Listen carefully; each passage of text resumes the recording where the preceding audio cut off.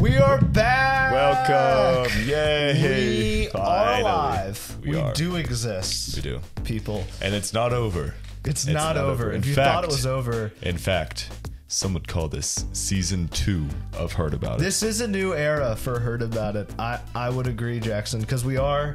The mugs are the same. The set's the same. Sets, I mean, a little bit different. It's a little different, but no, it's a new. Are there new colors? I can't tell. They change up every once in a while. We'll change up the new colors more, but a big difference. Unfortunately, actually, you can. So my buddy Jason, as you know, love him. He used to be the audio guy here.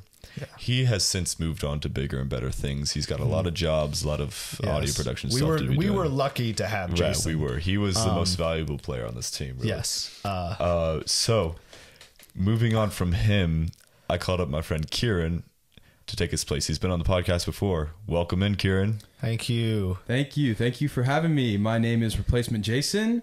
And hopefully, I can live up to the greatness that he was. So, y'all won't even notice. We'll just Photoshop Jason's face onto Kieran's. It'll look fine. Yeah. But no, not only do we have a new mic guy, which is very exciting to have Kieran in the studio with us. Even though I set up all the miking, but but it is nice to have a third person in the studio again. It is. Hey, I have the computer. I am important too. Yeah, he is in control.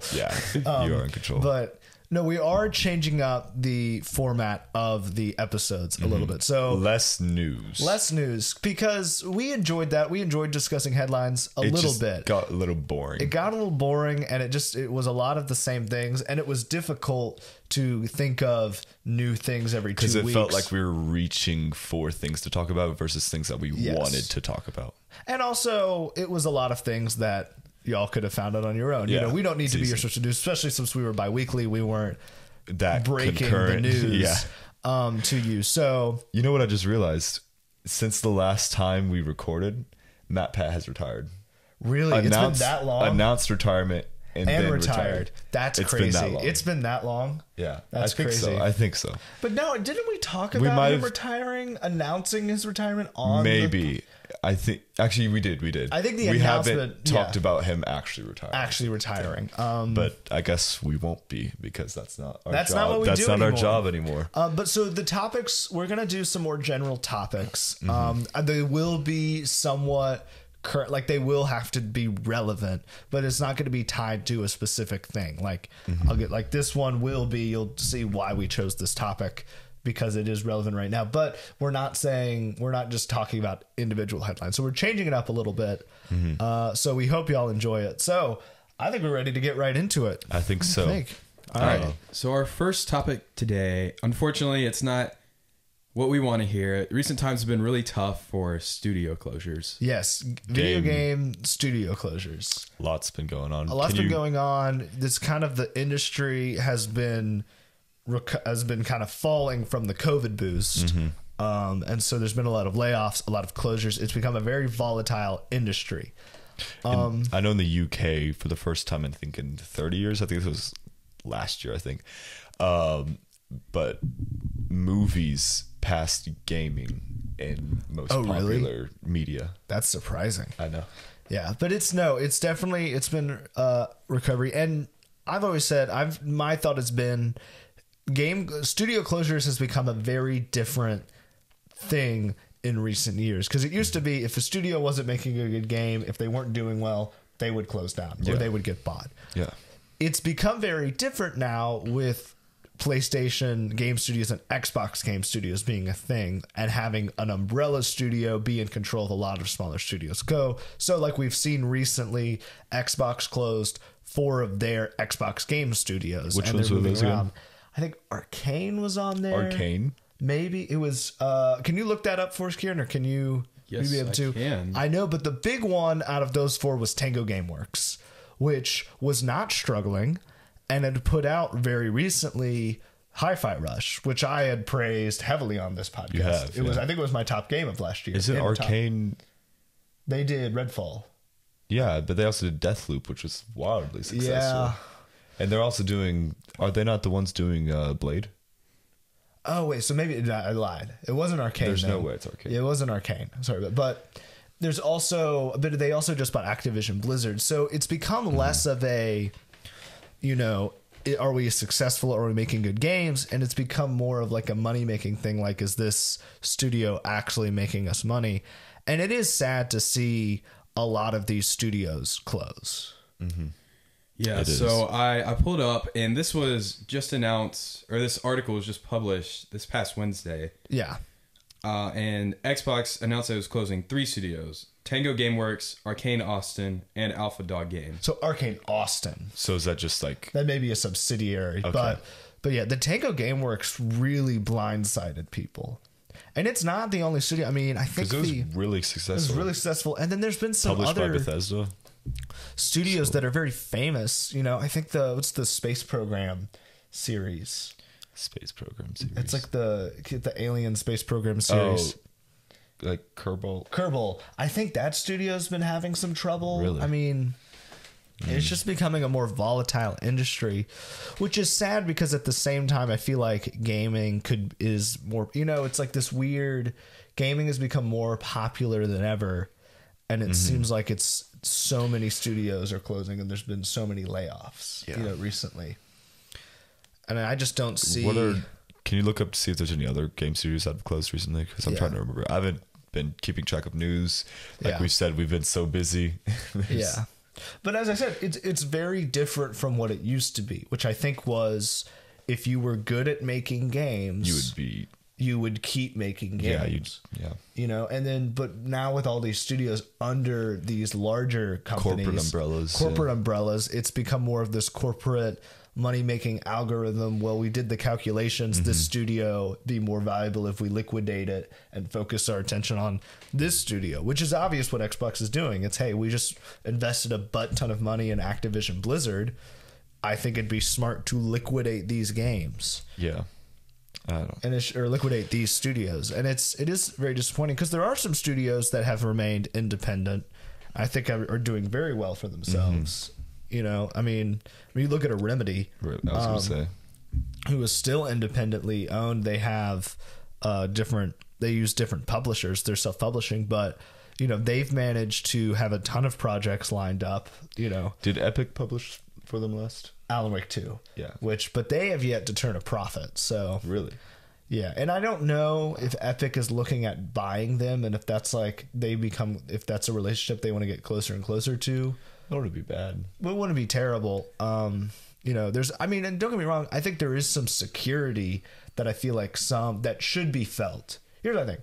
There should be a sense of security that should be felt if you get bought by an Xbox and or a PlayStation or a Nintendo. It should be this is a strong gaming company. I should feel safe. My job should feel safe, and they bought me for a reason. They liked what we do, and so we should feel safe and be able to make what we want to make, and we should try our best. And if we continue to succeed, no doubt they'll support us. Now I think there's some fear and trepidation when your studio gets sold, because it's like, well, what's going to happen to us in 3 years? I mean, are we just an asset they liquidate down the road? I'm sure less developers will be considering being bought out by Xbox or PlayStation. Or I mean, when you look at a Tango Gameworks, by that logic, is Rare next? They put out Sea of Thieves. Ooh, I hope not. They did. They're supporting Sea of Thieves a lot. It's growing, especially because it just launched to PlayStation. Did it go to Switch? Sea of Thieves? No, it went to PlayStation. I think there maybe, and Hi-Fi Rush was supposed to go to other consoles reportedly. Yeah, and I don't know. I think that's up in the air now. But no, it is just a little frustrating that these studios, and I don't think PlayStation has been super guilty of this. They've been very supportive of studios. They have really good quality control. Helldivers was other than that mess up, Arrowhead is a PlayStation studio. Wow. Which kudos to them, because I'm sure a lot of y'all have been playing Helldivers. I have too. It is amazing. Little side tangent there. I've not played it. Yeah, that'd be a fun one to play on stream if we were able to play together. But we got to do that, Animal Well, Undertale Yellow, and write the letter to we still got to do Sam that. Lake. But no, it is really sad to see these studios close, and some of them are understandable because it's an industry. We're seeing a decline in the industry right now, and so it's understandable. Oh, these studios aren't doing as well, but it's some of these other closures that just seem like corporate decisions where it gets frustrating. And I just think it's gonna the gaming industry and the game studio layout, I feel like, is gonna look very different in these next 2 years with more buyouts. Yeah, I'm trying to think, because there's not many advantages to being bought out by especially Xbox, because they're all about letting basically anybody play these games now, especially because they put a bunch of games onto PlayStation that are Xbox exclusives, and Steam already has them all. And so it's like, what would be the advantage of being bought out by Microsoft if our games are just going to go everywhere anyways, and not exclusive, not causing people to go towards that platform, and with the chance of them being just shut down? Yeah, I mean, I would have told you the advantage is the security of being under the Xbox Game Studios banner, but I don't think that exists anymore under the Xbox Studio banner. I think there's a lot more incentive to go to PlayStation. I mean, and PlayStation has been smart about it. I don't think Helldivers would be as successful as it is if it wasn't just a PlayStation game. I think moving it to PC, which of course there was a little bit of fumble with that recently with the PlayStation Network push that got into some controversy, but I think especially Xbox, and Nintendo buys up studios all the time. They bought Next Level Games recently. Is that the Luigi's Mansion? Or who is that? They did Luigi's Mansion 3 and Dark Moon, I think. They did the Punch-Out Wii, and they did Strikers. Strikers, yeah. So great studio. They've had it along, and that makes sense. Great studio. They've made a lot. It's a lot of second-party games for them. Great relationship. Hey, we have this great relationship. We want to give you the security to be able to make what you make. And so they bought them. And I don't think they're going to close them anytime soon because they make games. I'm assuming they're the ones working on the Luigi's Mansion 2 port. Oh, I'm sure. Still waiting for a Next Level Games Punch-Out sequel, but that's just me. I don't know. Punch-Out 4? It'd be, let's think. So it's kind of confusing. So there's 2 arcade games, Punch-Out, Super Punch-Out. But then there's Punch-Out and Mike Tyson's Punch-Out, which are Punch-Out, Mike Tyson's different. Punch-Out and Punch-Out featuring Mr. Dream, which are the same game except the final boss, which they had to switch out because of Mike Tyson controversy. Then there's the Super Punch-Out console version. Then there's Punch-Out Wii, and then that's been it. Okay. So hasn't been a while, but no, they're fun games. But no, studio closures should only happen if a studio's not doing well. Obviously. I think that's obviously if a studio's not doing well and they're not making money, So yeah, there's not much more to say on that topic. Not much more to say, but we did want to bring it up because I do think it's an interesting topic, and it's definitely changing the landscape of the industry right now. We're going to move to a new segment that I really haven't told Jackson a lot about because I do kind of want to surprise him with this. So this is called How They Did It. Oh, okay. If you can maybe flash a title. I don't know how much editing you're going to do. But anyway, so there's a lot of crazy stories in the gaming and film industry about how certain games or movies got produced and how they got made. And so I like to read Wikipedia entries sometimes on the production stories because there's some crazy stories. And so I thought, what if we looked at some of the highlights of a film or game's production story and talk about them? And so we're going to do just that today. Kieran, feel free to chime in on these because there's some pretty funny ones in here. Right. I'm excited. So we're all aware that the Super Mario Brothers movie from last year, it's crazy they get released last year, was highly successful, highly popular. And it sometimes makes us forget that Nintendo tried to make a movie in 1990 in the 90s. And so we're going to talk about the production story of the 90s Nintendo Mario movie. Oh, that's amazing. Which is crazy. So it's live action. Did they do it themselves? Or I guess so you'll find out a little bit what happened. So if you've never heard of it, there's a live action Mario movie from the 90s starring Bob Hoskins as Mario and John Leguizamo as Luigi. Terrible. I recommend you don't look up screenshots. There's some nightmare fuel in there. Just the way they tried to do like live action Goombas and live action Yoshi. It's weird. And we're going to talk a little bit how that happened. So to start the story, there are a lot of people wanting to make a Mario game during the 90s, which is understandable. It's Mario. It's very popular now. One of the most, the big one that's trying to make it that doesn't end up making it is that Dustin Hoffman attempted to purchase the rights to produce a film with himself as Mario, Danny DeVito as Luigi. Now, I find this really funny because Dustin Hoffman and Danny DeVito, that obviously needs to get flipped. Danny DeVito is way shorter than Dustin Hoffman. Okay. And like Dustin Hoffman, I feel like would be the Luigi character. I don't know what Dustin Hoffman looks Rain like. Man. I haven't seen it. You haven't seen Rain Man? No. Hook? Yeah. He's Hook. Oh, okay. In Hook. Oh, that's funny. And so it was just so weird. It's just so funny to me that he shows up again indirectly. Like Dustin Hoffman like keeps showing up in this, which is so weird because he has nothing to do with the final product. And Danny DeVito is Luigi. Like I would have loved to see Danny DeVito as Mario. Yeah. In the 90s, that would have been funny. Him and Dustin awesome. Hoffman. Yeah. But no. So that doesn't happen. So this guy named Roland Joffe, I think I'm pronouncing his name right. It's Joffe with an accent on the end. So how would you, is it Joffe, you think? I think so. Yeah, okay. I don't know. So he was able to acquire the rights from Nintendo and was working with one of the Nintendo executives from Yamauchi. And this is what this reads. When Yamauchi asked Joffe why Nintendo should sell the rights to Leitmotiv over a major company, Joffe assured them that Nintendo would have more control over the film. However, Nintendo had no interest in creative control and believed the Mario brand was strong enough to allow an experiment with an outside industry. Oh.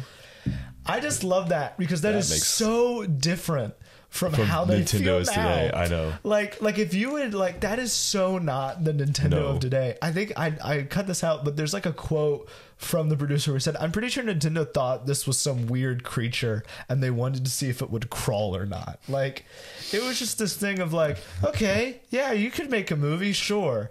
And like, of course, now Nintendo, like you can tell, Nintendo had such a heavy hand into the Mario movie. For sure. But that's just so funny to me. And it shows. Like, it Yeah, shows it that does. they did not care all what the final product is. And I love that he told them, like, hey, you'll have creative control. And they were like, what? No, just go make it.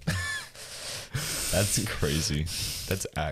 That is so indifferent from, or so different from Nintendo today. So anyway, they start writing a script.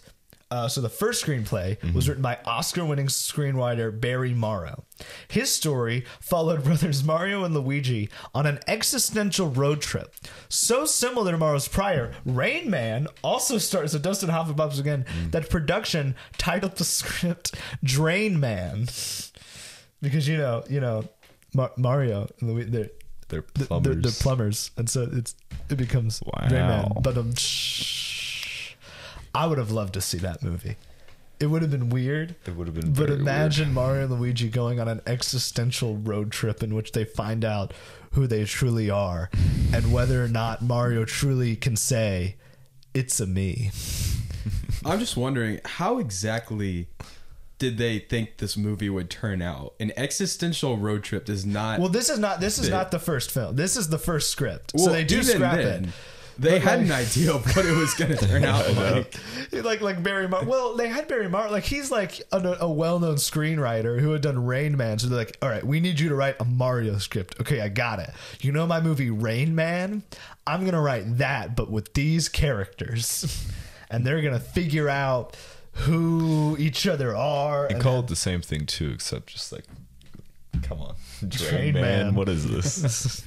So anyway, that script ends up getting scrapped. They end up writing a different script, which is way darker, and they said it kind of had like a Tim Burton edge to it, which is very true if you watch the final one. Yeah. the final one. It's a cyberpunk film, essentially. And they described it as, Morton described the film as a prequel. Morton, who I believe ended up being the actual director and writer, but he described the film as a prequel to the video games that tells the true story behind Nintendo's inspiration. So no. We are not adapting this film from the video games. We are making a film that the games would have adapted from. So you got to get big brained here. So you got to think about it. It's very like Nolan-esque, Tarantino-esque. We're not going. We're going backwards. Oh, yeah. They worked in reverse. Why? That's my thought. Like, that'd be like saying, and because it was more dark, it was like they were actually New York plumbers. There was a regular New York, and then they end up in like this seedy alternate universe called the Koopa World, or like Dino World or something. And so that'd be like saying, no. We're not adapting The Legend of Zelda. We're just going to talk about a guy who has to find a triangle in a supermarket. And then Nintendo took that, and that's how they made Legend of Zelda. That is so interesting. It gets weirder. Really? The directors, Bennett and Runte, the first directors, were dismissed by the producers for being too comedic in a Mario movie. And the British writing team of Dick Clement and Ian LaFrendis were brought in to deliver a more adult and feminist tone. Huh. Ah, yes. That's exactly what Mario is. Mario definitely needs a feminist tone. And I'm not saying you can't have a strong female character in your movie. I mean, that's what they did with Peach in the newest Mario movie, which it worked well. But I just love that they're like, no. This needs to have a dark, feminist tone to it, guys. Trust me on this one. You're going to thank me later when the critics are like, it really had a feminist tone to it that I appreciated. From the Mario movie. That's exactly. I'm just wondering, who do you think their target audience was? I have no idea who their target audience was for this Mario film. was for more kids, right? That was That's the entire what- thing. Kids What I were was playing thinking. it. Kids are playing these games. Because Sega's entire thing was that they were Yeah. trying to target the teenager/adult audience Yeah. for their games, and Nintendo had the younger kids. It's just like so funny to me. They thought this was gonna work. And when did this come out again? 93. 93. Wow. So this was like being worked Yes. probably starting in 1990. So anyway, Bob Hoskins and John Leguizamo, who Bob Hoskins has been in a ton of stuff, who did not want to do it initially because he had done like Who Framed Roger Rabbit, he had done Hook, and was worried he was becoming this like comedic joke actor, but he eventually agreed to it. John Leguizamo, this is actually his breakout role, was in this film. You know, he's the like the car guy in John Wick. He's Sid, the Sloth, and Ice Age. He's done a ton of stuff, but this was his first big role. And this is what he said about the script. What I liked about the script was the adventure and the action that was involved. And he's Latino, and he goes, you always see a lot of Italians playing Latin people, like Al Pacino did in Scarface. He joked, now it's our turn. That's nothing. I just think that's a funny quote from John Leguizamo. And I also love John Leguizamo has been very vocal about actually how he kind of likes the older film more, and actually came out and claimed that there was a lack of diversity in the newer film, which like okay. But it Interesting. just seemed like him getting mad that he wasn't in the better film. Yeah. It was just funny to me that he's been very vocal, like, the first film was better, you know. And there's actually a lot of people that like the original film. Really? So their argument is that if you don't treat it as a Mario adaptation, it's very interesting. Which honestly, fair. Because remember, it's not a Mario adaptation. It's It the is Mario thing origin. in which Mario adapted from. So in a way, they're kind of right. Walker, have you personally seen this movie? I You know a lot about it. I never seen watched it. I mean, You I've have? just read through the Wikipedia development. I think I've seen it. It was on cable one time, and this was when I was like 6 or 7, and so I didn't know this movie existed until I saw it on cable, and I was like, I want to watch this so bad. And so they recorded it. My parents started watching it just because it was on, and they were like, you do not want to watch this. And like, we don't know what we were watching, but it was not Mario. So That's so funny. anyway, this is what's crazy. Several weeks before shooting was to begin, Disney purchased the distribution rights to the film and demanded significant rewrites. Morton said the final result was a script that he did not like the script, and that he, Jankel, his wife, who it was a husband-wife directing duo, interesting enough, that Bob Hoskins said, whose arrogance and ignorance was misconstrued as genius. That is how he described them later. But he said it was very different. Disney apparently asked for like these weirdly like kind of raunchy, more sexually explicit scenes in the What? film that never got used in the final cut, but they filmed all these like weird scenes that were so like, even for what they were doing, did not match the tone at all of the film they were going for. So this film was a wild. mess. It was kind of a bomb. Bob Hoskins, and my final thing I want to say is that Bob Hoskins apparently said later in an interview that he and John Luigi got drunk every day of shooting and continued to drink between takes. And so Well, that is some of the stories, some of the highlights of the production of the 90s Mario film. Yeah, and one little interesting fact to round us out here. The old Mario movie from 1993 has a 29% audience score on Rotten Tomatoes. I don't think you can do much worse than that. No, it was Cat in the Hat. Cat in the Live Hat action did worse. movie. I actually like hot take. I like the live action Cat in the Hat. I think it's pretty funny. Sure, it's a little disturbing seeing Mike Myers in a Cat in the Hat suit, but Is it a suit? I mean he's in like a bunch of prosthetics in a fursuit. It's funny. What is the score on that movie? I think it has like me check 3% it Rotten right now. Tomatoes. Like It's the critic score is like really low. 7. The critic score.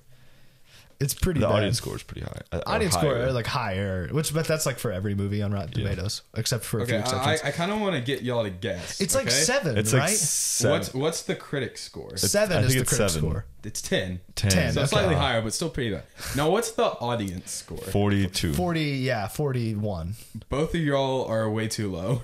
Oh, is it like 80? It's not that high, but it's higher. 70? 73. Like in the 70s? It's keep going down. 60s? Yeah, it's Okay. 57%. Okay, audience 57%. from Wow. a 10% critic rating. Yeah, which means more than half of the people favored it. I mean, Yeah. it's a fun. I mean, there are not funny terrible. parts to that film. Is it weird? Yeah, very but weird. it's Dr. Seuss. So I mean, I just think when you try to adapt Dr. Seuss into live action, it's gonna be weird. Like you saw that with the Grinch film.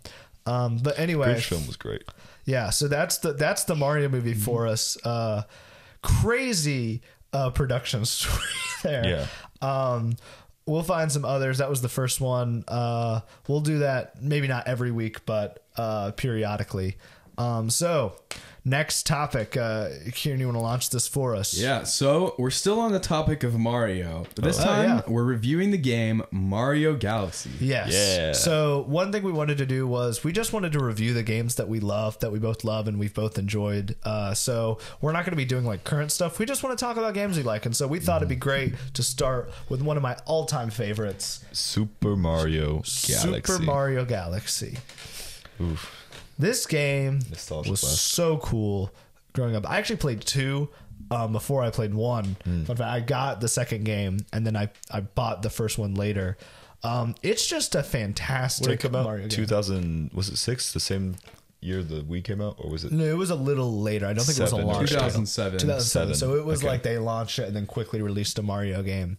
I mean, first off, it was one of those great Nintendo games where they had a gimmick with the Wii. Excuse me, and they used it really well. Yes. Well, I don't know. I feel like the pointing thing wasn't. The pointing thing was the best. What part are you talking about? The shaking, The shaking. Okay, yeah, and like that's using fair. that and nunchuck. The pointing I think worked all right. Yeah, it worked fine. It just wasn't times. necessary. It wasn't necessary, but it was a cool thing to add in that made stuff interesting. I also think it's very interesting when you look at Sunshine. Definitely had. It was interesting. So 64, I feel like was a very general Mario game. There wasn't a theme. And you could punch. You could punch. Sunshine was very much they did something very different. It was a very unique mechanics. Yeah. And it definitely, I feel like, did not feel like Mario. Yeah. It's still a good game. Like, it's actually, I have some opinions about Sunshine, but I think generally I'm not the biggest fan. I'm not the biggest fan either, but generally it's a well accepted. hard. It's hard, yeah. It's a hard game. But it's a unique mechanic. I like Galaxy because it seems to take Mario. It's still themed, but it seems to take him back into kind of actual Mario World. Yeah. In which there's very different, because all the levels in Sunshine are tropical themed. You know, it's all on a beach. It's all on a hotel. With Galaxy, because they were in space, there was a lot you could do. You know, you can go back to let's do a lava level, let's do an ice level, let's do a desert level. This is the different Those are the galaxies different since galaxies, the you game know. Mario Galaxy. Yeah, and it was more. Have you played this, Kieran? Have you played? I Mario have Galaxy? not. I have actually never played a Mario game Really? in What? my life. Wow. Yeah, I know. I'm No, not. I've the had you. biggest- I've had you play I'm one. quickly, Well, yes, I'm but quickly I've never really, regretting like, you played be our it. Jason replacement. Okay, like I don't think. I know. Actually, Jason's played Mario Galaxy all the way through. hey, if you put me on COD, Red Dead, I can cover Okay, those. But okay. Nintendo, I don't know. Yeah, no, okay. Breath of the Wild, I You got had a though. Wii though. You You had had a a Wii Wii. though, I did have a Wii, and but you I didn't played play Galaxy. I played played- one game, actually 2 games on Wii that Fit Wii. and Wii Sports Resort. Wii Sports Resort plus That's Wii fun, Sports, they're kind of They're the Same same play. game. A little But anyways, bit. and Lego Star Wars: The Complete Saga. Honestly, I can't argue with that. Lego Star Wars: The Complete Saga is my childhood, but also Galaxy. But no, I do appreciate that it felt more like a Mario game, and they Yes. went back to that. Yes. I mean, there's so many good And things to talk about with this Two game. kind of just did the same thing, just expanded a little bit. So this is the argument I've heard for 2. Level design is better, and I may give you that. Yes, Yoshi was definitely a nice mechanic to add into. I think it was more refined what they had Galaxy. Where's the soul of Galaxy 2? Because one thing that I feel like Galaxy 1 doesn't get enough credit for was the more expansive scope and story they did for a Mario game. I think Sunshine, they tried some different stuff with story. They had voice acting. It was like a mystery that was great with Shadow Mario and kind of the vandalism. So I think that was interesting. And so they had a really cool, as opposed to 64, which was just Bowser kidnapped Peach, safer, you know. And Galaxy went back to that, but there was a lot more like intricacies, and they developed this like world in which how people travel the universe, and Bowser had this like crazy plan to build his own galaxy. So it wasn't just about kidnapping Peach, and then you had all of Rosalina's backstory you got to go into, and you got to learn about that, and that was definitely, you know, that was a lot of theory fodder for Yeah. MatPat early on. Really great theory video on Galaxy if you haven't seen it. But no, and I that's one of the things I loved about Galaxy, because I think it was one of the first times I experienced a really interesting story in a video game. I think for me, Galaxy 2 is the exact same plot as Galaxy 1. Bowser's big. No, like it felt so much like, all right, I guess we got to make a sequel. Bowser kidnaps Peach again. Like there wasn't a lot of effort put into the story side, which is one of the reasons I love Galaxy. I have to ask you. Yeah. Did Rosalina die at the end of Mario Galaxy 1? No, because she shows back up in Galaxy 2. Oh. There's a debate though. Have you seen this? No. Pull up the end scene of Rosalina. Okay, and that's the other thing I want to go. Galaxy 1, and that's one of the things when I mean like it was the interesting story. I had never seen an ending to a video game like that until I had played Mario Galaxy 1. What was the? It was just Rosalina, like. The universe gets reset. Oh yeah, that's right. They reset the Mario universe, and not like it doesn't have any cool ramifications like it would be resetting like an MCU, but it's really cool because basically Bowser's galaxy generator gets destroyed, which creates essentially a black hole that just loops, that destroys everything, but the Lumas do something that allows the galaxy to be remade and everyone survives. And so there's this weird scene where Mario talks to Rosalina about stars being born, and you hear a baby star crying, and then you wake up in a new galaxy. Could you imagine? I wonder if there's like a mod to Mario Galaxy 2 where you can put. You've seen Interstellar, right? Yeah. To where you can put Gargantua, like instead of the just like the low poly black hole they use. Instead, they actually have like the. I think it was, how much did Finley say? Like 50 terabytes of CGI was used for Gargantua. That's crazy. But no, and that's one of the things I love about Mario Galaxy was the scope, and also the cutscene that plays before the final boss is so cool. When the Comet Observatory is like shooting off all of like the airships, and then like you like run into the Galaxy generator. See, when I played it a second time when it came out for the Switch, I skipped through all the cutscenes and story. Boo. I just wanted to play the game. That's fair. That's what's nice too, is that it gives you the option just to skip through it all. Yes. You don't have to pay attention to the story. You can still have a great time playing the game itself because the mechanics are good enough. Yes, the mechanics of the game are definitely solid because Nintendo definitely simplified Mario. A lot of people talked about this. They simplified Mario's movement because it wasn't like a 64 or a Sunshine where it was more open. You know, so there wasn't like a need to be like, oh, well, let's give him this fancy moveset so he can get to a bunch of places. Would you consider 3D World part of the 3D Mario games? It's so 3D different. Land, 3D World. I mean, they're very different. it's because to me, they just felt like 2D games put in the 3D context as opposed to the 3D Mario games like 64, Sunshine, Galaxy, and Odyssey, so which are very different, have very different vibes. Would you say there's only 4 3D Mario games? I'd make the argument there's only 4 3D. I also or understand. I guess 5. Yeah, 5. Yeah. I'd make the argument there's 5. Like when you're looking at them, 5 3D Mario games. I maybe put 6 because I may actually, even though it's with the 3D World engine and it's based on 3D World mechanics, Bowser's Fury I may put in with the Galaxy. Really? Yeah, because it's very different from it does have the vibe of those where it's more open and there's levels and it's not like there's like an overworld map and it's very spin-off feeling though. Yes, I will make that argument. But back to Galaxy. But no, the movement is simplified. You have jump, you can move around in 8 directions, you can shake the Joy-Con to activate things, and you can point at stuff.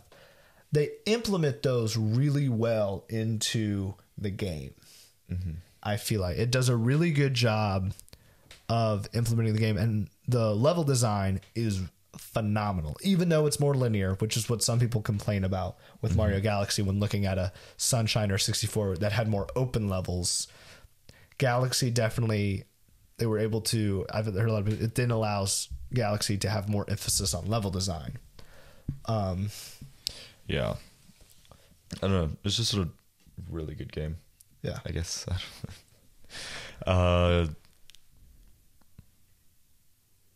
Nothing else on No, level design? I haven't played it in a while. Yeah. It's my dad loved it. I remember I was always the player 2 for my dad. Oh, you were? back then, yeah. Yeah. What What was your favorite power up from Galaxy? Ooh, I really like the ice one, like where you could skate. Oh, yeah, so that one's really fun. And that's what I'm saying. Nintendo did a good job of introducing a lot of mechanics that never felt half baked. Yeah. You know, it wasn't like a Balan Wonderworld that had 50 power-ups that didn't work. You know, like Nintendo was very conscientious, you know. Did I pronounce that right? Conscientious? Yeah, I think so. Conscious. No. No. That's not what I'm trying to say. Conscientious. Okay. It's just, I can't pronounce it for the life of me. Anyway, they were very thorough in designing the mechanics, and whether that was the mushrooms or the different power-ups or it was the controllers or stuff. And I'd make the argument, even though one is better, I think 2 maybe has better power-ups. You have like Boulder Mario, you have the Yoshis with the peppers. Is Yoshi a power-up? Is Yoshi a power-up? That's an interesting debate we could have a lot. I'd say no. Well, because you can, it's a different kind of power-up.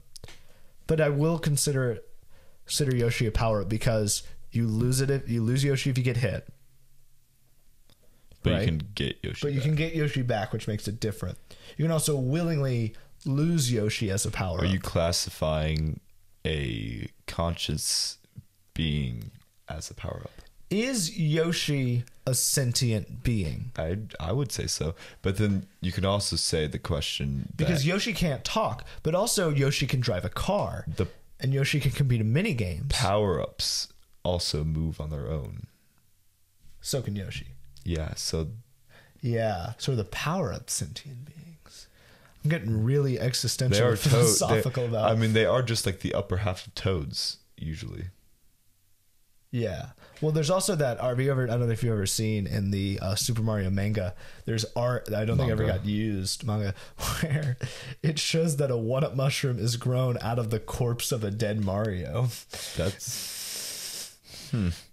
Which we don't have time to unpack all of that. That's a little dark. That's pretty dark. That kind of asks, are the mushrooms or power-ups just dead toads? Dead toads, just decapitated toads.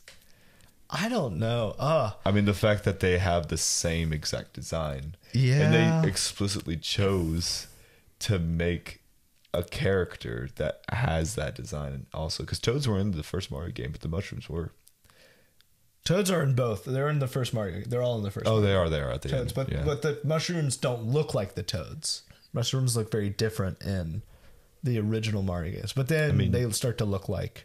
They look like somewhat similar. Yeah, but do you have do you remember, if you can? That's okay. Do you have a favorite level you think from Mario Galaxy? Let's see. I want to go through them. So you have Honey Hive Galaxy. That's the first one, right? It's like one of the early ones. That's the only one I remember because the music is so good. Oh yeah, that's something we didn't talk about is the music in Galaxy, which is so good. Phenomenal. I mean, I think it's better than any Mario game. You think it's the best soundtrack they ever made? 3D World has a really good soundtrack. I think it's definitely. I'd probably put it up there in their best. I just love 3D World's big band jazz. You know? Oh yeah. Yeah, like that 3D World music is the. I love the. I honestly think I like Odyssey's soundtrack more than Galaxy. I love the Odyssey soundtrack. Nintendo's just been doing big band jazz for a lot of their games recently. But Odyssey has a very different mix, and every you have the Cascade Kingdom theme is amazing, and you have New Donk City music is really good. You have Jump Up Superstar. Do you think they'll ever make a Mario Galaxy 3? No, I don't think so. Even the leaks from a few years back. I hope they do just a brand new Mario game, or they do an Odyssey 2. Yeah. Though I don't know how much you can do with Odyssey 2. Probably the same thing they did with Galaxy 2. But Galaxy 2, I feel like Galaxy was an easier game to do a sequel of because you were dealing with space. And so you could easily say, well, there were obviously planets that Mario didn't get to because it's space. With Odyssey, you're dealing with just Earth. Yeah. And so you don't wrap around Earth on the map. You do? Pretty much, yeah. You wrap around. It's like Pangea is their and so idea of Earth. I guess you could make the argument that there maybe were kingdoms Mario didn't go to. Yeah. But I feel like that one's harder to make. Definitely. Do you think Galaxy 2 would have been better off if it was saved for the Wii U? No, I think it worked fine on the Wii. I don't see. Obviously, it would have looked better. Honestly, I think Wii U, one of its greatest faults is not having a full-fledged 3D Mario game. So do you think having a Mario Galaxy 2 on the Wii U would have helped it? I think...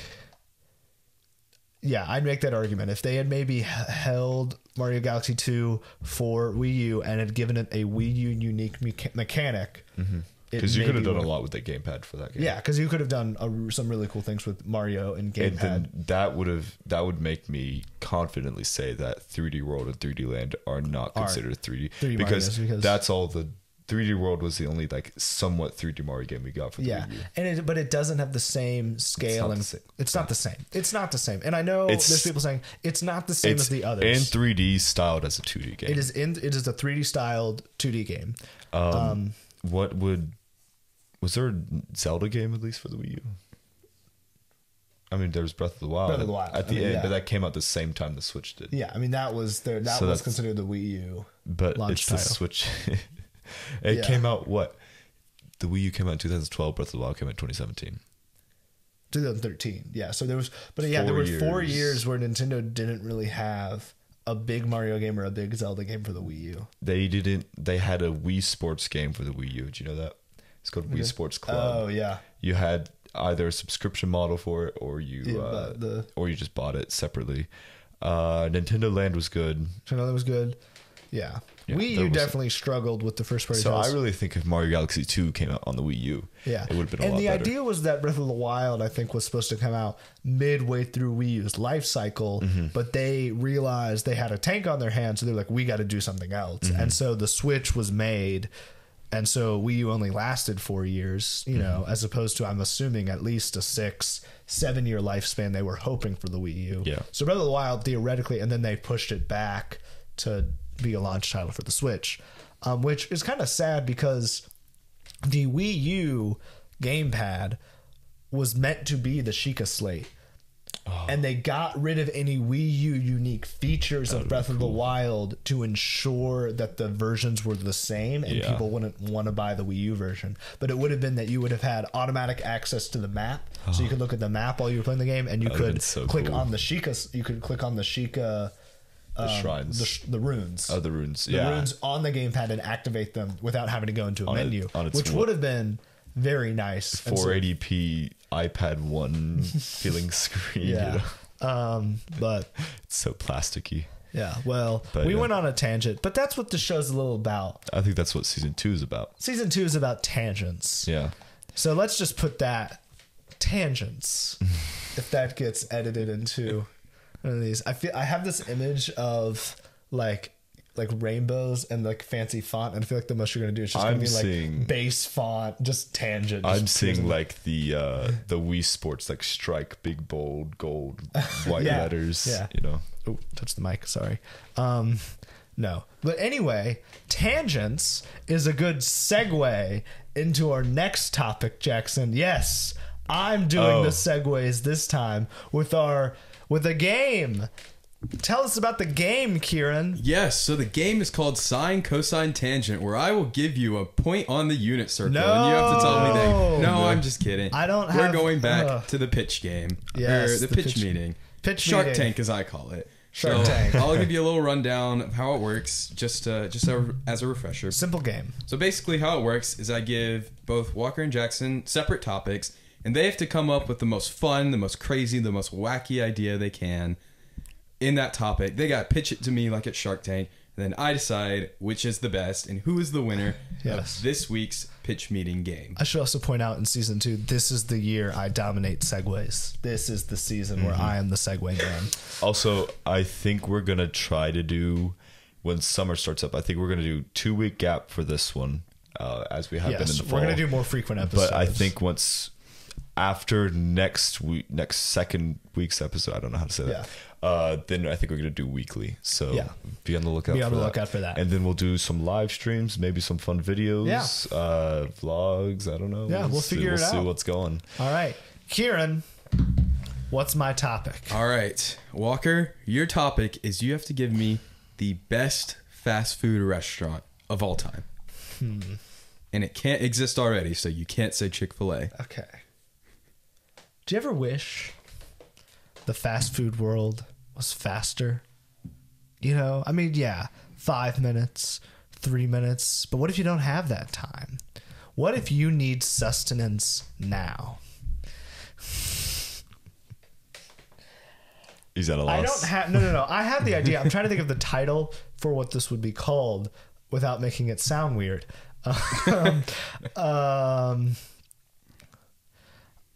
Funnel World. You pay the restaurant $3. You tell them what we want. A funnel, not like a funnel, but kind of a thing drops down, kind of like a trough. You just put your mouth under it, and a food mush of like the meal that you want just gets shoved straight into your gullet, and that's it. You pay. It's like 2 seconds max. You're waiting for food. You get up there, in your mouth. How you're long done. does it take to consume? I got a few questions for you Okay, here. that's fair. I think the speed of consumption depends entirely on the person. Okay. So I think, that totally satisfies the infinitely fast food requirement. But what exactly does it taste like? Imagine you eat a burger, a bite of a burger, some fries, maybe with some ketchup, a drink, and maybe a shake, and you ate all of those and put those all in your mouth at once, and you taste that. That's terrible. That's what it kind of tastes like, because it's all of that food in one thing. So basically what you're telling me is you get a you pretty get the large full McDonald's fast food order. experience, You blend it up. blend it up into one consumable 10-second feeling. Okay. Interesting. Will there be any room to make it healthier, or are you just like, no, I want the unhealthy fast food shoveled into my mouth? Well, because of the way we do it, it is healthier because it's meant to be fast, like quick bites. It's not for full meal. It's for I need sustenance, like quickly. Let me run into Funnel World real quick and get the sustenance I need for the next hour, 2 hours. So you pay by the how many calories I healthy. need. So It's healthy because it's about moderation. It's about getting what you need. it's like snacks. It's like snacks. And so it's Okay. like, okay, I just need like 300 calories. You pay by the calorie. Do you think people would enjoy it? I think it's a fun dining I experience. think I would enjoy it. Just mush. I think But it sounds tastes- fun. Okay, but like when you eat you're at a fast food place and like you eat a burger and it's in your mouth and then you eat a fry and then maybe wash it down with a shake. That tastes good, right? Like I like that feeling of when all the food's in your mouth and you're getting all the flavors at once. I think the most important question of all is if I were a customer and I go to Funnel World, Yes. how much would it cost me per calorie? So obviously depends on the region. Okay. I'd say, it's 2,000 calories is the required day. I say you're looking at $2 every 100 calorie. That's expensive though. Is it? I think What's a McDonald's? so. Like, how much is a McDonald's meal? Average Okay. McDonald's meal is probably 1,000 calories. Realistically though, if I go to McDonald's, I'm gonna be paying like maximum $8 after Okay, tax. we'll change it up then because you are right. I didn't do that math correctly. We'll do $1 every 200 calories. Okay, so if I wanted to just get everything for my day, that'd be $10. Yes, No, it'd be $20 it'd be $20 for 20,000 calories. 20,000 calories. No, 2,000. You're on For the bulk of a 2,000 lifetime. calories. 2,000 calories. 2,000 calories. For $20. Okay, all right. But the idea is that you wouldn't get all the food you do because that's not how our stomachs Mm-hmm. work. So, Okay. All right, and one final question. one final question. Okay. So the funnel just drops from the ceiling and I just Yeah. So the kitchen's on an upper level. Are they? We don't have it in the back. We have it on there's a okay. second floor kitchen. They cook this stuff. And they make the stuff, they mush the stuff, and then they send it down the funnel when there's an order. I love that. Do they? Are you like tables? No, there's no need for tables. It's more of like a stand. I'm if going to be anything, honest, you know? I think the best way to do this would be to be like make it like Sonic, but Yeah, instead it's of like each stall being a car, it's like a you know how like person. McDonald's used to be a stand, like it wasn't a sit down place. Mm-hmm. Like you would walk up to a counter, get your food, and then you would like sit by a bench or something. Like it wasn't a restaurant. How are you going to take care of sanitation What? for the funnels? We clean them like you clean anything. Are they just like disposable, or you wash them? I mean, they're like kind of like these metal kind of like kind of troughs that drop down that Okay, we'd be able to clean. hear me out though. What if you make it like disposable and it's like a Happy Meal toy? Like you get to keep it after Oh, you're you done keep- with your meal. Well, what we'll do is we'll drop down 4 kids after you're done eating. We'll drop the toy down. the Oh, trough, okay. You know, That could be a choking hazard though, so gotta we'll, watch out for we'll that. tell them like, please stand clear of the troughs. you think And then they walk Americans away. are smart enough to do that? What? You think Americans are Well, I smart mean, enough we'll to? say please stand clear of the you trough. I think mean, we have waived liability. Yeah, at that point, like their There's lawyers a contract can't get we have you. by entering by ordering. You know that when we say please stand clear of the trough, then you don't. You have no right to sue us. I love that. All right, Jackson, we'll move on to you. Oh goodness. I was thinking, give me the best, craziest, most wacky idea for a blockbuster movie franchise. Ooh.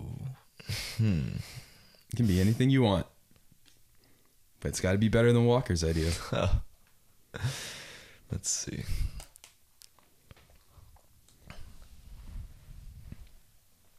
Just gotta think about it. I do. This is tough. Because, like, blockbuster movie franchise isn't like the store blockbuster. No. Yeah. So, like, you know how Or, like, you are have you the talking about, like, MCU, oh, you have the okay. John Wick universe. But, like, what I is was a Mission thinking blockbuster? Impossible. Yeah.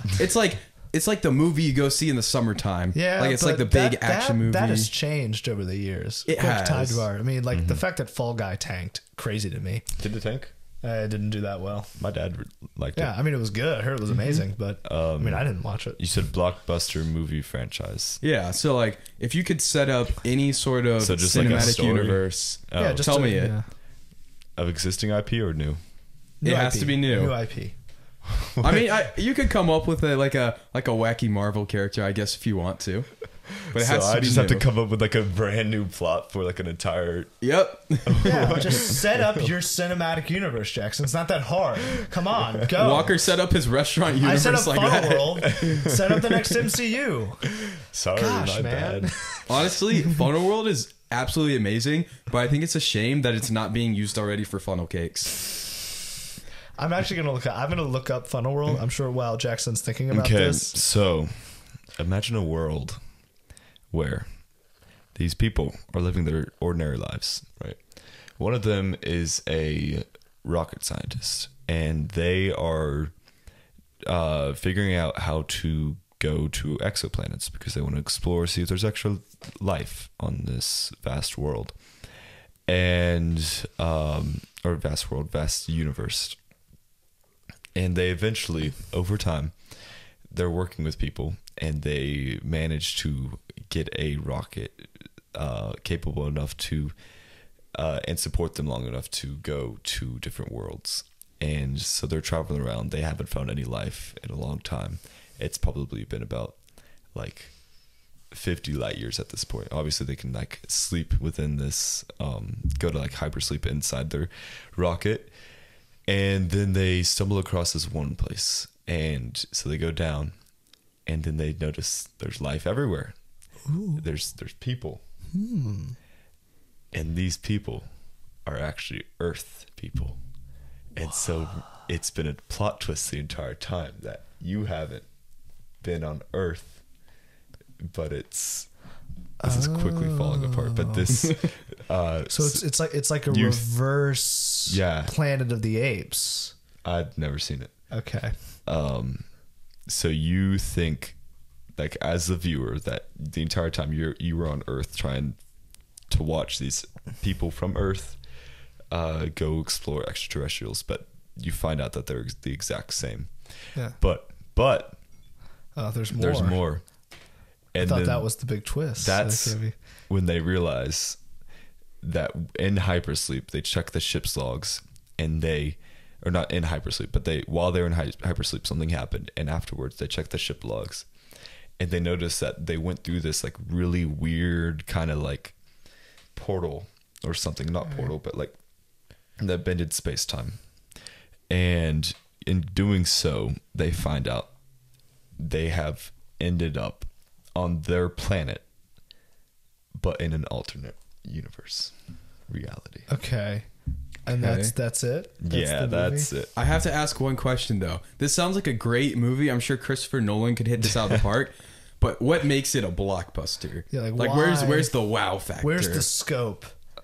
I thought that was the scope. I don't know. I mean, it just you're asking me to write an entire movie script while you're having Walker come up with Funnel World. Like, unfair.